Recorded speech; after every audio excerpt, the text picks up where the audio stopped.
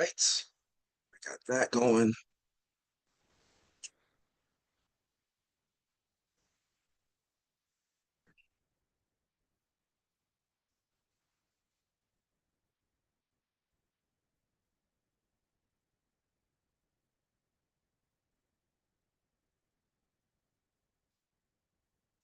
Full. Where's my chat?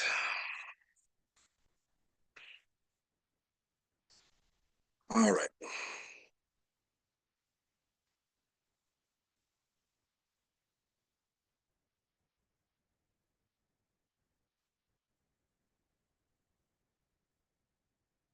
It still hurts my heart that we only have this many people in the room, guys. I was really hoping for more people, but I'm gonna make plans to go to recruit. I gotta find the right time to go on TikTok in the evening time. Like I said, it's either gonna be like around 6 or I'm gonna wait till like 11. But I don't want to have to compete with the crypto broadcast.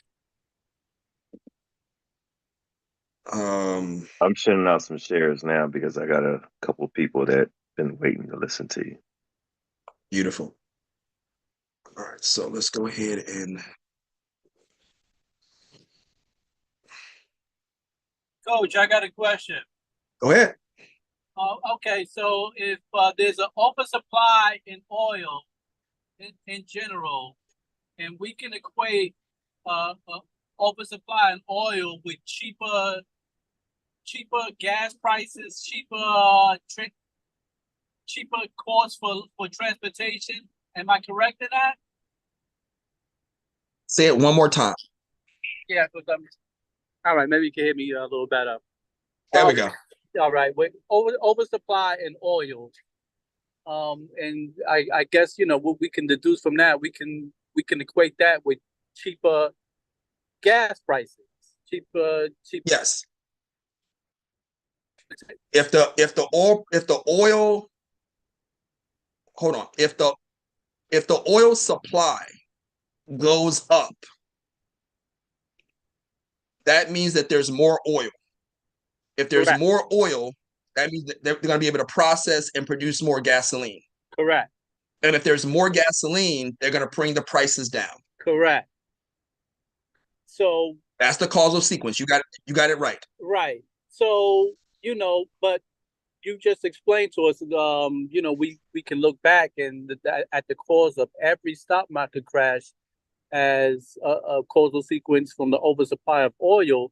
And I'm thinking if corporations, when they do their allocations for transportation, if they're getting cheaper expenses for oil and whatnot, how does that equate? And companies, like the stock market is just the average of the company's value. How how can we equate cheaper oil and gas prices and then in turn, lead that back to a stock market crash? I love the question, man. I absolutely love the question. So here's where it is. Okay. There's two things. Number one, oil companies are designed to make money. And that's why OPEC typically will keep things underproduced. They want to keep those oil prices and oil and gasoline prices high with less production. But remember, I said, like, especially right now with the new dynamic between OPEC and the U.S. production, when OPEC makes a decision to, and keep in mind, some of those stock market crashes was because of overproduction and underproduction. They did both to create the crashes.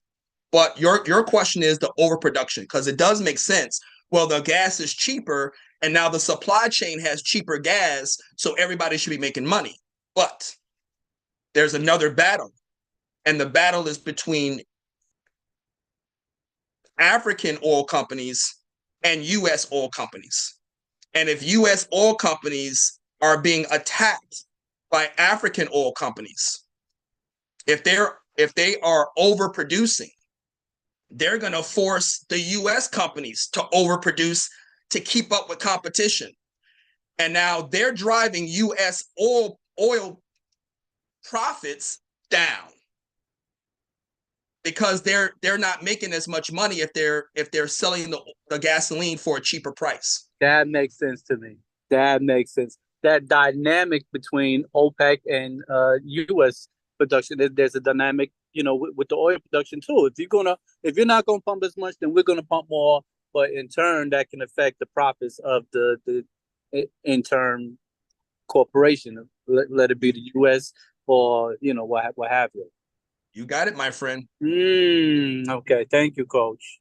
And then on the other side, which that happened in one of the oil shocks where they did an underproduction back in the 1980s. I think it was the 1986 stock market crash. And you can go back and find videos and articles. Every American was sitting at the pump for 2 hours.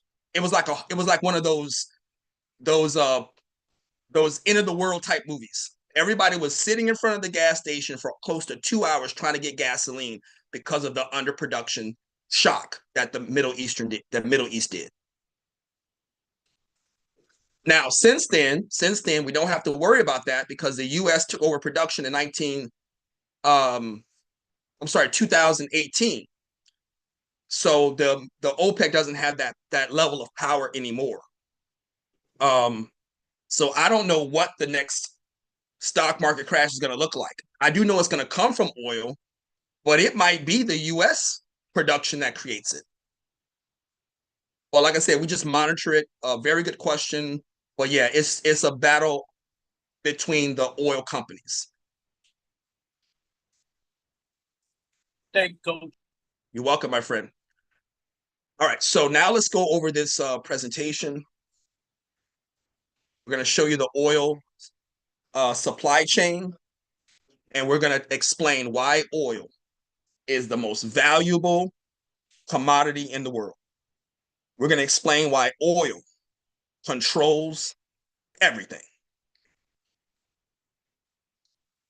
If you guys have any questions, let me know in the comments, or you can just unmute yourself.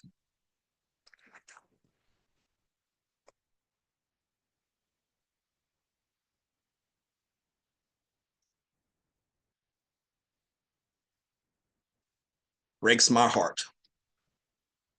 Now, here's what I mean, guys. Remember I said that people would come in here.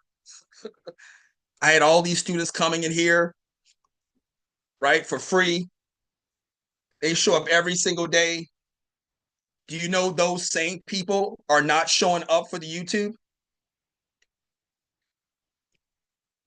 My YouTube has been empty for like ever since I did this. My YouTube has been empty. Those same people are not showing up anymore. Those that pay attention. So in one way, I don't really feel bad for what I did, but it eats me a little bit because I really wanted a level of success for them. But they don't come to my YouTube. I still have a couple that might dip their head into the TikTok.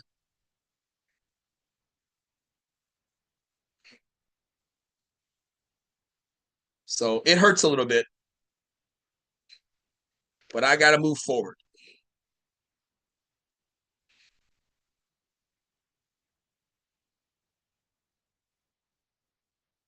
I got 3 people watching, so I want to welcome everybody that is on YouTube. But we used to have like, what, 20 students? I think now we're down to like 10. We have like 6 or 7 on Zoom and another 2 or 3 on YouTube.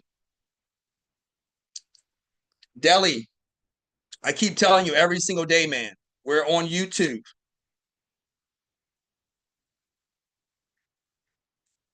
If you want to sit here on TikTok, by all means, but you're not going to learn what you need to learn on TikTok anymore. Click the link in my bio, go down to the bottom of the page, go to YouTube. All right, guys, let's do this presentation. Can you guys see the slide? I want to make sure you guys see everything right.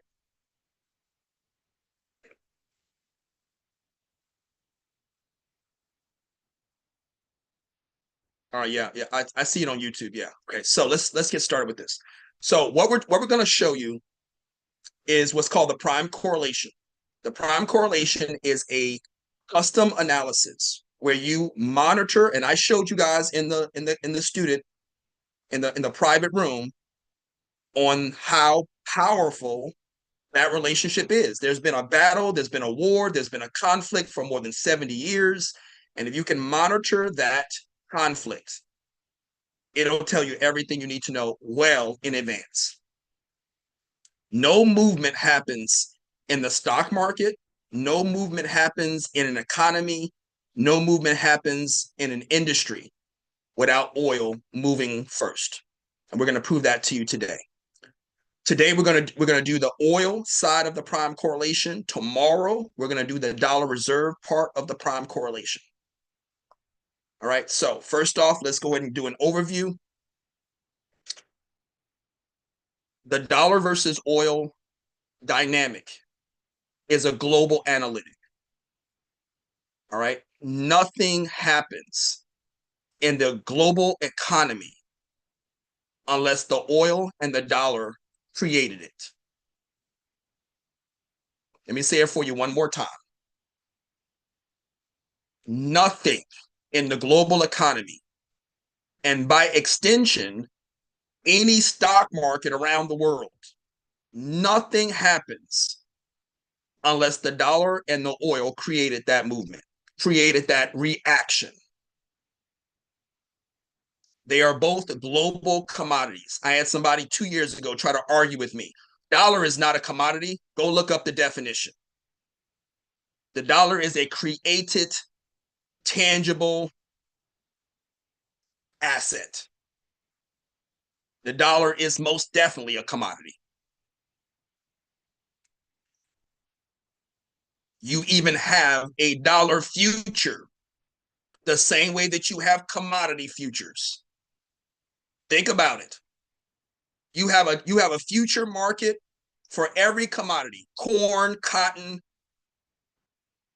pork bellies, whatever it is. And you also have a currency future market as well.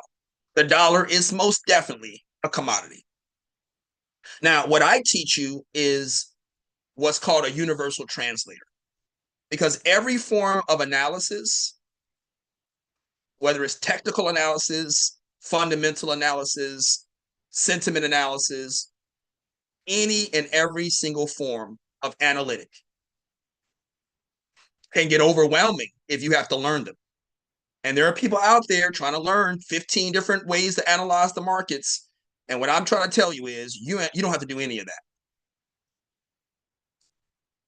Because I'm going to teach you in my curriculum, in my courses, universal translators. So while everybody else is learning 15 different forms of analytics, you're going to learn like 4, maybe 5. And each of the 5 universal translators that I give you, isn't it a lot easier to learn 5 than to learn 15 and 20 and 25 and 30? And there are thousands of analytics. And you don't have to learn any of that. Just learn the 5 universal translators that I give you in my course. And the strongest translator, the strongest universal translator is the prime correlation, because it is the beginning of the sequence. The dollar does something and everything else reacts. The oil does something and everything else reacts. And that is why they're also leading indicators. They're gonna do something as a leader, and then everything else follows. So every single analytic that I give you is also required, mandatory to be a leading indicator. We don't do lagging indicators. The technical analysis is lagging. And you have millions of people using a lagging indicator to try to predict what the markets are going to do. And that's why they're failing. We don't look at charts. We don't analyze charts, not the way everybody else does. We don't use it as our primary form of analysis. We don't try to make it a leading indicator. We recognize that it's a lagging indicator and it's never going to give us predictive powers for what's going to happen in the future. All right. My students know this. So if anybody else is in the YouTube or the TikTok, there's an old dynamic and a new dynamic. The old dynamic existed for like 70 years, from 1950 to to like 2020. So there was close to 70 years of this old dynamic where you had OPEC and all the OPEC producers, and then the U.S. producers.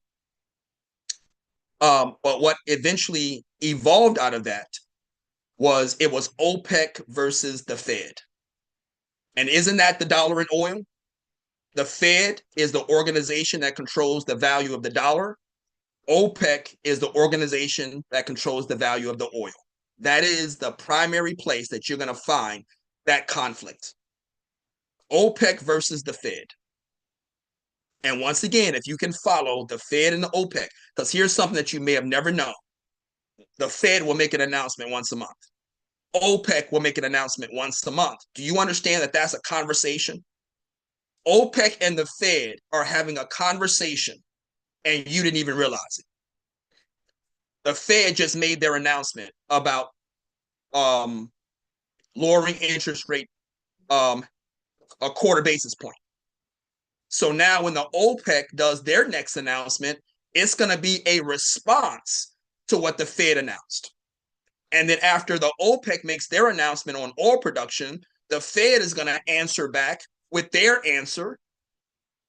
And then OPEC's going to respond, and then the Fed's going to respond. And literally, it's an entire conversation, a little hidden secret conversation between the two organizations that control the value of the strongest global commodities.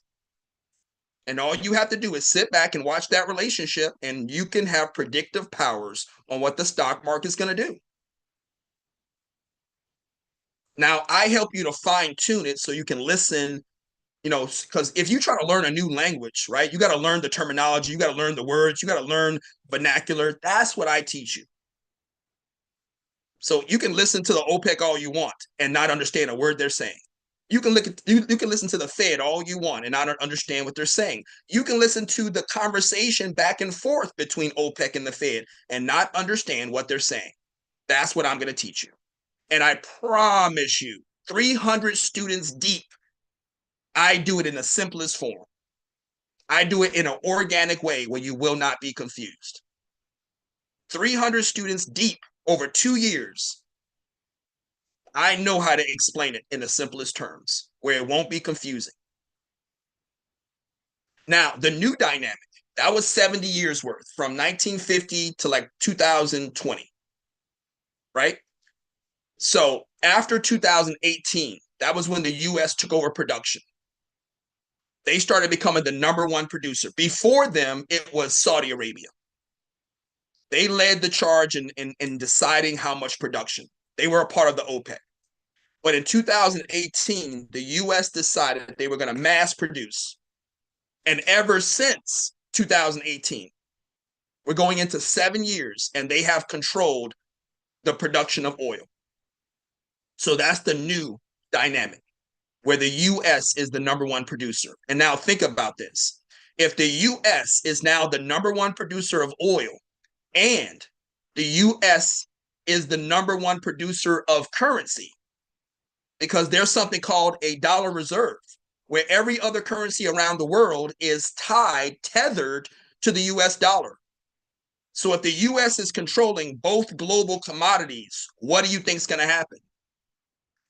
The dynamic changed. Before, for the 70 years during that conflict, the dollar and oil moved opposite.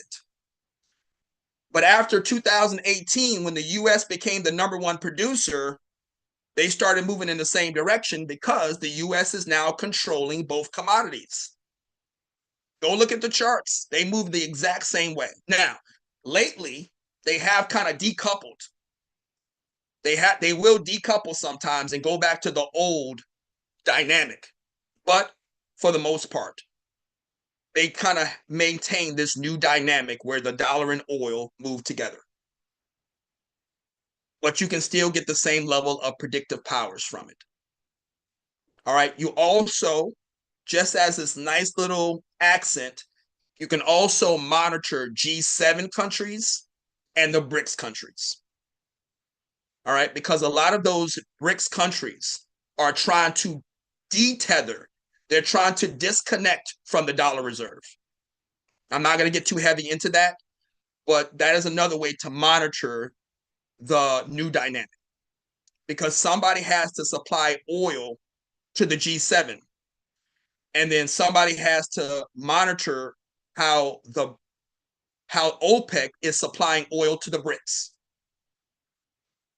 That's a little underlying way that you can monitor the new dynamic.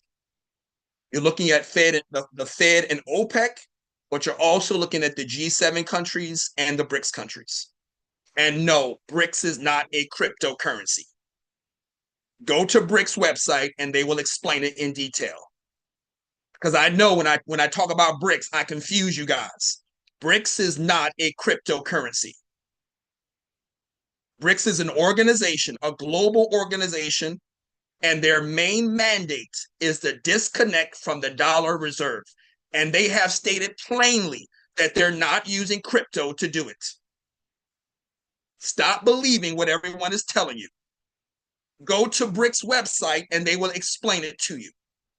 Go find YouTube videos of press releases and articles and interviews, and they will tell you that they are not pursuing a cryptocurrency. So we'll leave that there. So let's show you the power of oil. And I just showed this to my students. All right, crude oil has caused every stock market crash since 1869, with a total of 9 different crashes. This is showing you the power of crude oil. I know they tell you that the 2000 crash was the .com. They'll tell you that the 1987 and the 2008 was a mortgage crash. But the underlying reason for every single one of those was oil. I just proved it to my students in the private class. I will not be showing that to the non-students. That is exclusive information. But every single stock market crash since discovery of oil was based on oil creating that crash. So let's go into the oil supply chain and show you the power of oil. This is a typical oil supply chain. It's broken down into 3 different parts.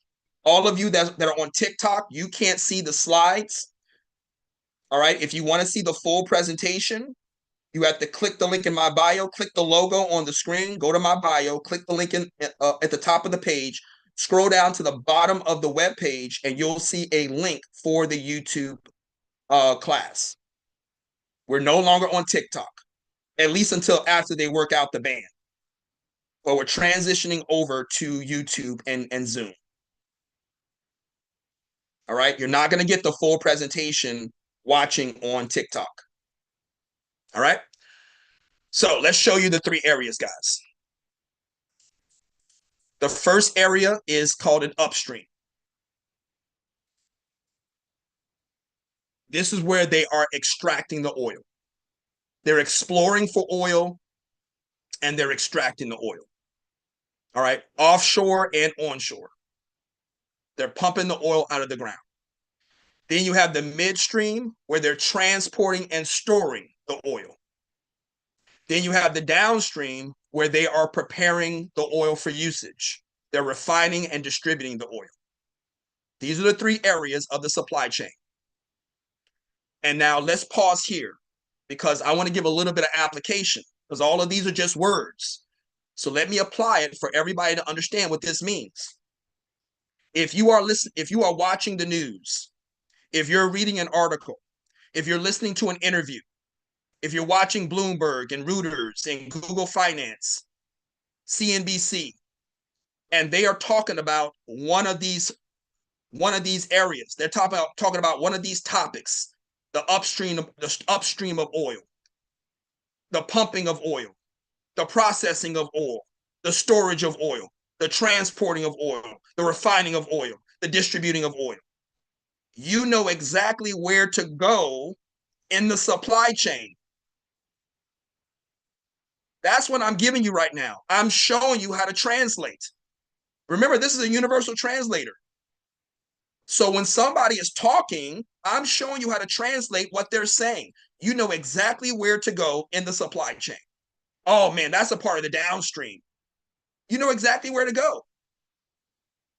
And then from that point in the downstream, you don't have to go all the way up to the very beginning of the upstream where it starts. You can pick up your dominoes, your causal sequence right there at the downstream. Processing, refining, and distributing.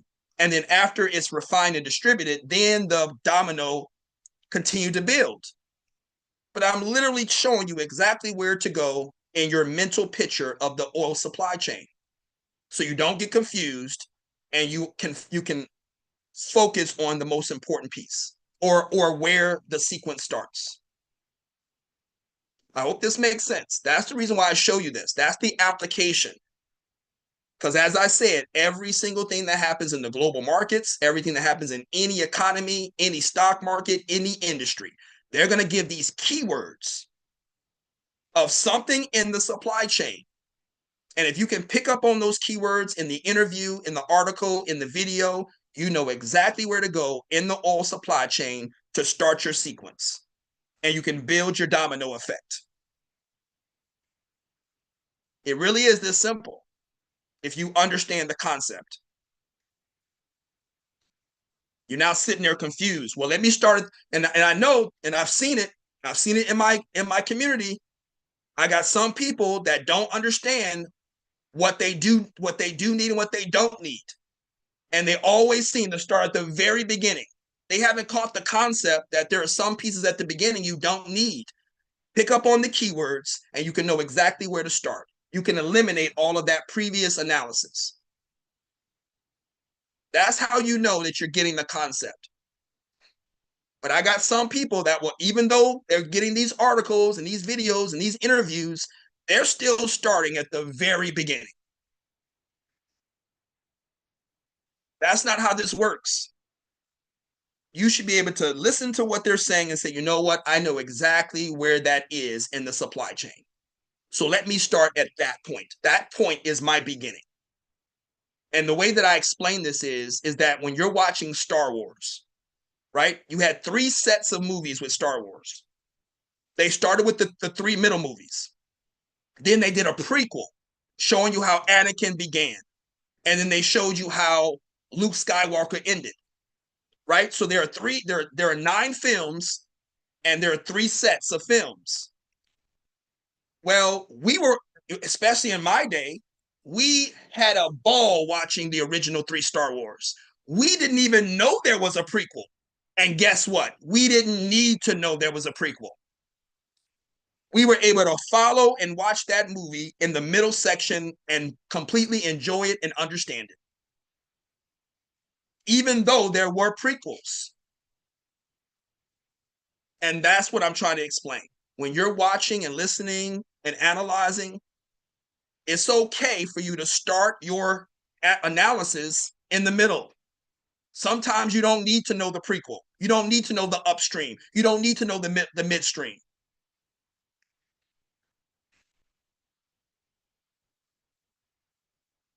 Now, if you do know the prequel, that's just better.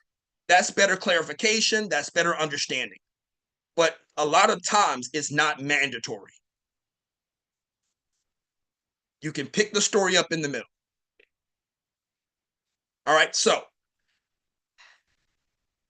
let's now go inside. We're going to go inside of the refining. And this is a perfect segue. This is a perfect example of not knowing the prequels. Because sometimes when you get a piece of information, you're going to go right to the refinement.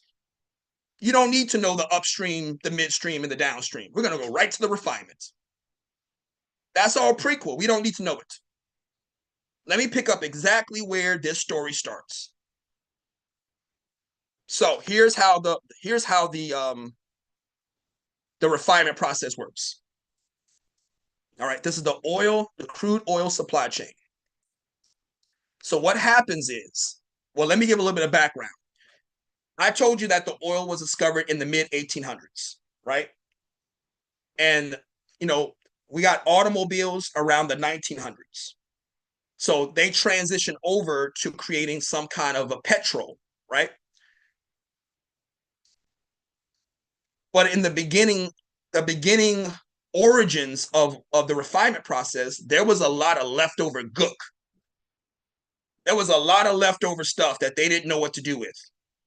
So they were dumping it in the ocean. They were digging trenches and putting it in the ground. They were messing up the environment because they didn't know what to do with all that leftover gook. Well, let me tell you now, they've been doing this for over 100 years. 140 years, close to 150 years, they've been refining oil. They got it down to a science. There is nothing left over. Because if you look at Jersey, if you look at LA, if you go out to California and New York, I think you might even be able to go to Chicago, certain areas. Well, not even Chicago because the Great Lakes kind of blows all that away. But if you go to places in New England, because there used to be oil in Massachusetts and Pennsylvania, you can go to those areas. You can go out to California and you can look up in the sky and see what they call smog. And the new generation probably doesn't even know what this is. They had something called smog, SMOG.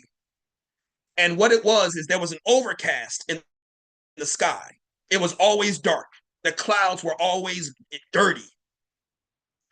That was because of the oil production. For close to 60, 70 years, they were doing all this oil production and they were leaking all the gases into the sky.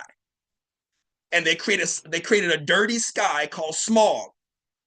They don't have that anymore because they trap all of the gases. And then all the leftover gook, they process all that as well. So let me show you the processing. And it's all based on temperature. So they bring in the oil and they start heating it up.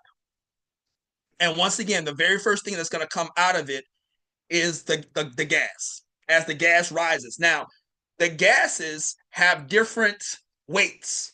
There's a different weight to the gases. So based on the weight of the gas, they have some kind of process where they can determine which gas is which. And then it'll separate based on the weight that it rises. And they have the ethane, they have ethane, methane, propane, and butane. No longer are they allowing it to leak into the sky. They bottle it up and they resell it. Now they'll heat it up a little bit more, and then now as that process of getting the petrol, they're catching the natural gases and they're getting their liquid petrol. Now, one of the byproducts is what's called naphtha, which are like chemicals. And they take those chemicals, they make petrochemicals, pharmaceuticals, fertilizers, rubber, dilutants, petrol, cosmetics, and paraffin. They don't let anything go. Everything is being used in that supply chain. Then they continue to heat it up and they'll get their kerosene, which is used for aircraft fuel. They'll heat it up a little bit more, they'll get their diesel fuel. They'll heat it up a little bit more, they get fuel oil for ships and power stations. And then now you have all of that leftover gook. And with that leftover gook, they make butane for roads and roofs, asphalt, tar, adhesives, felt, batteries, and carbon fibers. Nothing is left over. They turn everything into a product that they can sell. This is why oil is first. And I'm going to prove it to you right now. This might be the first time some of you are hearing this. Welcome to the room. Nobody else teaches this, guys. Because now that you understand that as you go through that refinement process, that they have all of this leftover stuff that they turn into products in every industry. So let me share this secret with you. You're going into the supply chain and everything is run by oil. So that's another causal sequence. That's another leading indicator that you can now take all of those things that we just showed you in the supply chain, and you can take it to any supply chain, pharmaceutical supply chain, housing supply chain, construction supply chain, retail supply chain. It doesn't matter. Every industry uses something that comes from the oil refinement process. Oil is deeply embedded in every single supply chain around the globe, every industry. And here is the secret. All of those leftover chemicals, all of that leftover gook, I told you that they refine it into other products or ingredients. And here is the secret. Petrochemicals derived from oil and natural gas make the manufacturing of over 6,000 everyday products. Most of these products are ingredients or raw materials of other products. This is the part they don't tell you. When you watch the news, they only talk about the 60% of oil that's used for transportation. But the other 40% is used as ingredients for other products. That tire on your car comes from oil. The plastics come from oil. The pharmaceuticals, the little capsules, come from oil. The adhesives come from oil. At this point, you can't build one product without oil. So as people talk about trying to replace oil, energy, oil, they won't be able to, because our global economy is still tethered to the 6,000 ingredients. This is what they don't tell you. Everybody's always talking about replacing oil as an energy source, but that's not it. You still got to contend with oil being an ingredient for every consumer product on the planet. This is the power of oil. Even if they did come up with a new energy source, you would still have oil production for the ingredients, for the raw materials.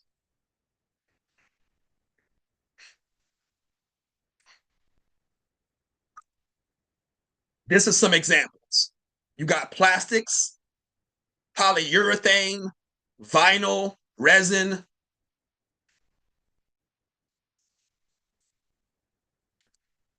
TVs, office products, fabrics, sweaters, blankets, shirts, tires, shoes, belts.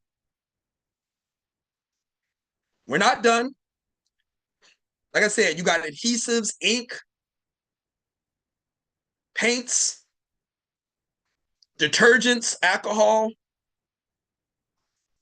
cosmetics, skincare products, shampoo, detergents, fertilizers. Almost every single consumer product has an ingredient in it that comes from oil. You can't escape it. That is why oil is a global commodity. Welcome to the room.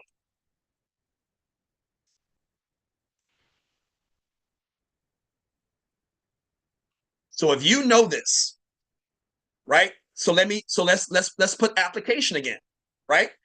So let's say that you're watching the news, you're looking at articles, you're researching something, and you stumble on an article that says that let me try to find something that you can trace back.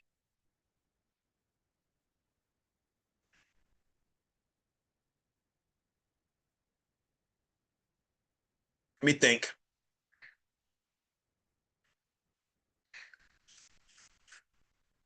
All right, let's do this. How about there's an article that comes out. Good morning, Eric.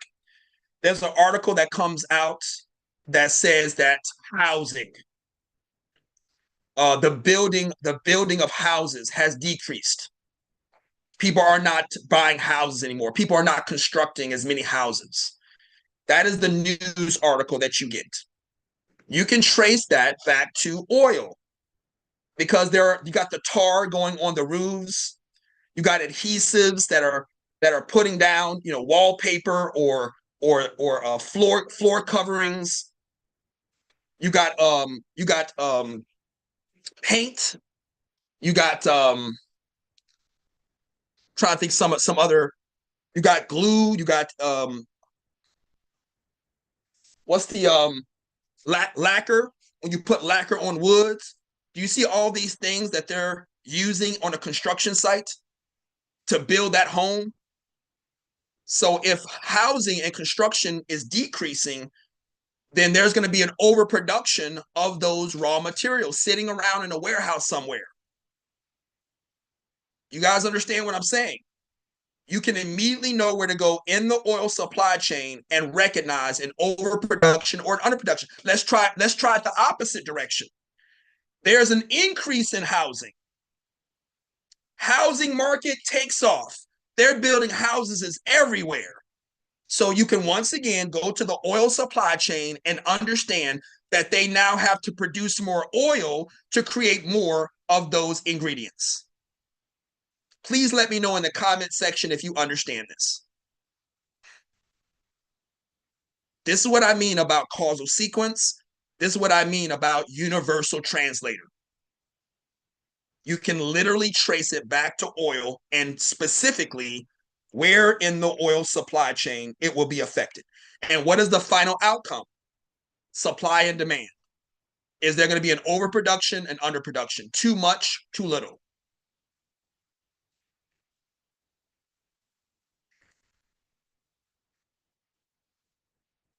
I gave you the example as the housing, but the same thing can happen in pharmaceuticals. The same thing can happen in retail, because I showed you a lot of these fabrics. A lot of the fabrics are coming from oil. So even your retail. And keep in mind when you are using when you're doing technology, they have to solder. If I don't know if you guys know this, but the polymers for that motherboard comes from oil. And then they have to glue. They have certain pieces that they have to glue the motherboard. A lot of raw materials from oil is connected to the technology section. With Nvidia, Amazon, Tesla, vehicles, heavily oil. The upholstery, the batteries, the tires, the dashboard. That entire dashboard is some kind of polyurethane. The automotive industry. There is no industry that does not have raw materials that come from the oil refinement process. You just got to be able to translate it, find out where you are in that oil refinement process to lead it back to oil. And then the ultimate goal is to find supply and demand. It really is this simple, guys. Because in my curriculum, we teach you how to guarantee your trade. You're not going to wonder, I wonder what's going to happen. We already know months and even years in advance. We're just waiting. Like we already have the event we're looking for. We already know the sequence of events that's going to lead up to it. So we're literally sitting back like watching an episode of Friends, watching an episode of Walking Dead, and we're just watching the episode until the episode that we're looking for pops up. Oh, here it is. Here it is, season 3, episode 4. This is how simple it is when you already know what the episodes are going to give you. We sit back like watching TV until the episode comes up. And then now we can go to the stock market and put in our trades. Nobody else is offering you this. Everybody is trying to get you to go to options and just flip a coin. Go to Forex, flip a coin. Go to crypto, flip a coin. This is real trading. This is the real stock market. This is professional trading. Because this is what the institutions are doing. They're going out there looking for causal sequence. They're not guessing. They're not flipping a coin. So powerful presentation, guys. This is the oil supply chain. This is a universal translator. I want everybody to be able to do this. My students, my current students, but I'm also looking for new students that want to learn the right way to do it. So you can click the link in, well, there's no link in the bio, but you can go to cheetahinvestors.com/YouTube, check out the courses, see if this is something that you're interested in. If you are, there is a WhatsApp button on the page where you can reach out to me. All right, there's a WhatsApp button on the page where you can reach out to me if you have any additional questions on any of this curriculum or on the courses that we're offering. All right, I'm going to go ahead and disconnect from TikTok right now. Everybody on TikTok, I appreciate you guys coming, but we're no longer on TikTok, unless the ban is reversed. But for now, I'm transitioning over to YouTube and Zoom. If you guys want to actually see the presentation, you want to get the full presentation, reach out to me. I'll make sure that you can get into the Zoom, or click the link in my bio, go down to the bottom of the page, and you'll find the YouTube link. But we are no longer on TikTok. I'm going to go ahead and disconnect, guys. I thank you so much. We'll see you guys tomorrow. Be safe.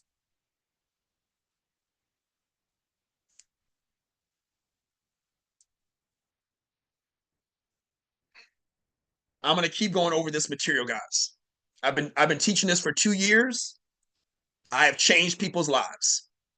I want to change your life as well.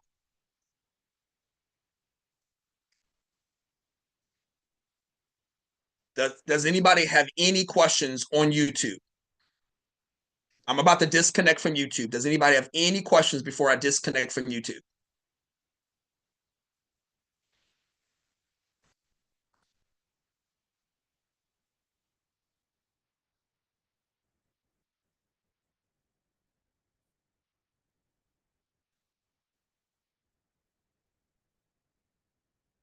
All right, guys.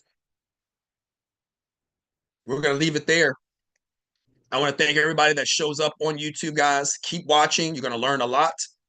Hopefully, I can get you guys to come back into the Zoom where you can learn the real information, the deeper information. Because I teach you a level on the public in the public forum, but if you want to learn how to really do this, you got to come into the Zoom. So hopefully, I can encourage you guys to see the benefit of getting the real full presentation in the Zoom classroom. I'm going to leave it there. I want to thank everybody for showing up. Please be safe, guys. I'll see you guys tomorrow at about 7:45.